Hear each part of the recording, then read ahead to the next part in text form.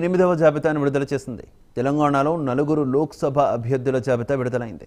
మొత్తం 14 మంది అభ్యర్థులను కాంగ్రెస్ ప్రకటించింది. తెలంగాణలో 4 అభ్యర్థులు ఖరారయ్యారు.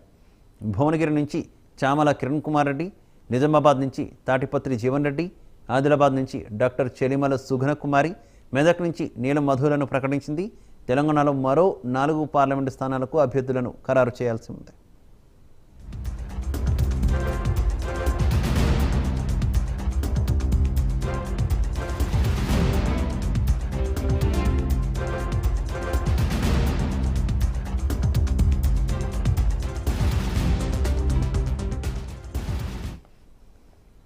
కాంగ్రెస్ 8వ జాబితాను విడుదల చేసింది. తెలంగాణలో 4 లోక్సభ అభ్యర్థుల జాబితా విడుదలైంది. మొత్తం 14 మంది అభ్యర్థులను కాంగ్రెస్ ప్రకటించింది. తెలంగాణలో 4 అభ్యర్థులు ఖరారయ్యారు.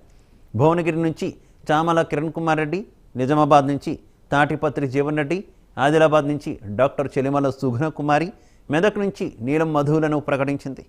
తెలంగాణలో మరో 4 పార్లమెంటు స్థానాలకు అభ్యర్థులను ఖరారు చేయాల్సి ఉంది.